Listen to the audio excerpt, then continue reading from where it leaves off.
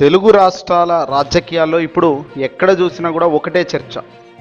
ఆంధ్రప్రదేశ్ కూటమి ప్రభుత్వంలో అంతర్గతంగా ఏదో పెద్ద మార్పు జరగబోతుందా కొద్ది రోజుల్లో? గత కొద్ది రోజులుగా మారిన రాజకీయ సమీకరణలు, పవన్ కళ్యాణ్ వైఖరి, చంద్రబాబు వ్యూహాలు అసలు దేనికి సంకేతం? ఈరోజు ఈ మన ప్రత్యేక కథనం ద్వారా చూద్దాం.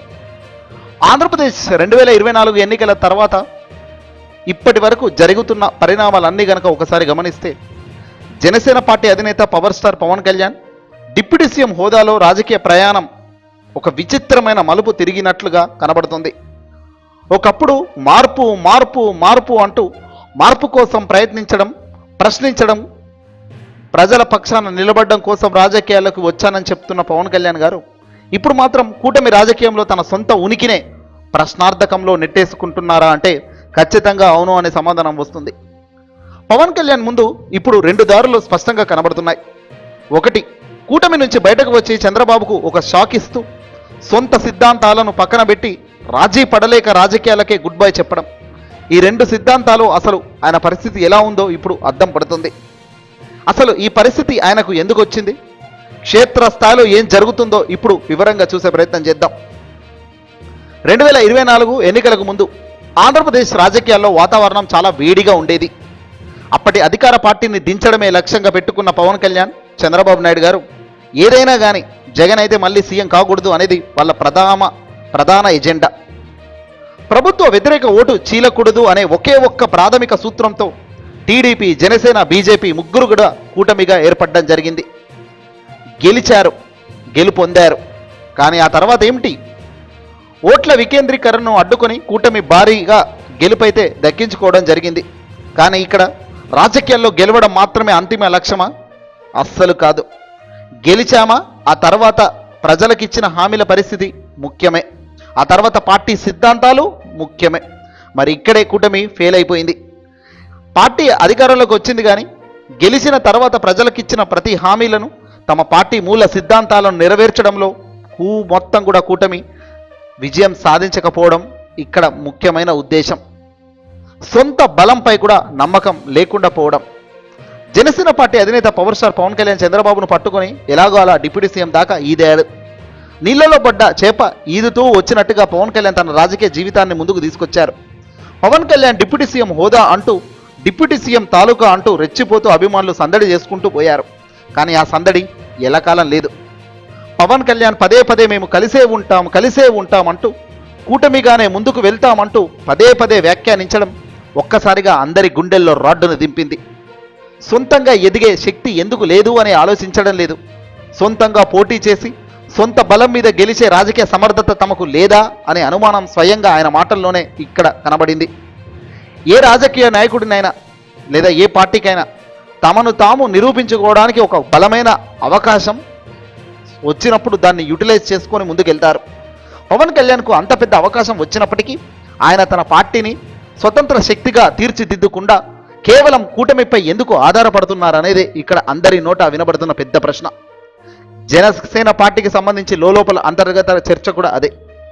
జనసేన పార్టీకి ఉన్న అత్యంత పెద్ద బలం పవన్ కళ్యాణ్ వెనుక ఉన్న యువత, అభిమానులు, ఆవేశం మరియు నిజాయితీతో కలిగిన మద్దతు. ఆయన ఒక మాట అంటే ప్రాణాలు ఇచ్చేంత అభిమానం ఉన్న సైన్యం కూడా ఆయనకు ఏర్పడింది. ఇది చాలామంది కంటే గొప్ప అవకాశం ఇది. కానీ దీన్ని సరైన దారిలో నడిపించడంలో మాత్రం పవన్ కళ్యాణ్ ఎప్పుడూ ఫెయిల్ అవుతూనే ఉన్నారు. రాజకీయంగా అభిమానుల్లో కూడా ఈ అసంతృప్తి పెరుగుతూనే పోతుంది. క్షేత్రస్థాయిలో పరిస్థితి ఏమిటి అంటే, పవన్ కళ్యాణ్ కేవలం కూటమి పరిమితులకి లోబడి పొత్తుల రాజకీయంలో సమన్వయం కోసం తన స్వరాన్ని తగ్గించుకోవడం, ఆయనను నమ్ముకున్న శ్రేణులను తీవ్రంగా నిరాశపరుస్తూ చేస్తున్న పని. తమ నాయకుడు వేదికలెక్కి మాస్ డైలాగులు చెప్పడం కాదు ముఖ్యం, సొంత నిర్ణయాలు తీసుకొని ఒక బలమైన రాజకీయ నాయకుడిగా ఎదగాలి, నిలబడాలి అనేది అభిమానులు కోరుకునే ఒక గొప్ప మార్పు. కానీ రోజు రోజుకు జనసేన స్వతంత్ర ఉనికిని తగ్గిపోవటం చూసి మన నాయకుడు ఇంకా ఎంతకాలం ఇతరుల నీడలో రాజకీయాలు చేస్తారు అని సొంత అభిమానులే నేడు ప్రశ్నించే పరిస్థితికి జనసేన పార్టీ క్యాడర్ వచ్చేసింది. ఇదే సమయంలో మాజీ ముఖ్యమంత్రి, వైఎస్ఆర్సీపీ పార్టీ అధినేత జగన్మోహన్ రెడ్డి గారి రాజకీయ వైఖరిని పరిశీలిస్తే ఒక స్పష్టమైన వ్యత్యాసం కనబడుతుంది. ఇక్కడ ఓడినా గెలిచినా ఒకే ఒక్క బాట. అధికారంలో ఉండొచ్చు, అధికారంలో లేకపోవచ్చు, కానీ ప్రజల ఎజెండా బాట ఒకటే. జగన్ అధికారంలో ఉన్నా, జగన్ ప్రతిపక్షంలో ఉన్నా ఆయన రాజకీయ శైలి అయితే ఎప్పుడూ మారదు. ఓటమి ఎదురైనా ఎన్ని సవాళ్లు వచ్చినా ఆయన ప్రజల మధ్యనే ఉంటూ తన రాజకీయ భావజాలాన్ని గట్టిగా చాటు చెప్పుకుంటూ పోరాటం చేస్తూ పోతున్నారు. ఇది కదా ఒక రాజకీయ నాయకుడికి ఉండాల్సిన సత్తా, ధైర్యం, దమ్ము అనేది ఆయన మనగడలోనే ఉంది. మాటపై నిలబడే తత్వం. ముఖ్యంగా రాజకీయ నాయకుడు అంటేనే మాట. ఏదైతే ప్రజల ముందు ఒక మాట హామీ ఇస్తున్నామంటే దానికి కట్టుబడి ఉండాల్సిందే. తల తెగైన పడాలా, లేదంటే ఆ మాట నెరవేరన్న తీరాలా అన్నట్టుగా ఉండాలా మాట. అలాంటి మాటలు బలం లేనప్పుడు, ఫేక్ మాటలు మాట్లాడినప్పుడు, ఎన్నికల ముందు ఓ మాదిరి, ఎన్నికల తర్వాత ఇంకో మాదిరిగా ప్లేట్ ఫిరాయించే మాటలు మాట్లాడితే మొదటికే మోసం వస్తుంది. ఇప్పుడు కూటమికి జరిగింది అదే. సూపర్ 6 అన్నారు, సూపర్ 7 అన్నారు, ఎన్నికల హామీల వర్షం కురిపించారు. జగన్ కన్నా ఎక్కువ సంక్షేమ పథకాలు ఇస్తాము, చూడండి ఎలా పంచుతామో డబ్బు అన్నారు. కట్ చేస్తే అప్పులు పీక్స్, పంచుడు జీరో. జగన్మోహన్ రెడ్డి గారి నిర్ణయాల పట్ల, ఆయన మాట్లాడే మాటల పట్ల శత్రువులకు కూడా ఒక రకమైన భయం, ఒక రకమైన గౌరవం కూడా ఉన్నాయి. ఈ మనిషి అనుకుంటే పట్టు వదలడురా బాబు, మంచి పట్టున్న మనిషి మొండివాడు అనే రాజకీయ వర్గాల్లో టాక్. స్పష్టత ఉన్న రాజకీయ నాయకుడిని చూస్తే ఎవరికైనా వణుకాల్సిందే. ఎందుకంటే ఒక లైన్ తీసుకుంటే లైన్కి ఎంత దూరమైనా పోయే రకం ఉండాలి రాజకీయాల్లో. అటు ఇటు కాకుండా సందర్భాన్ని బట్టి రంగులు మార్చుకుంటూ ఒకే విధానంతో నిలబడ్డమే జగన్ రాజకీయంలో ప్రధాన బలంగా మారింది.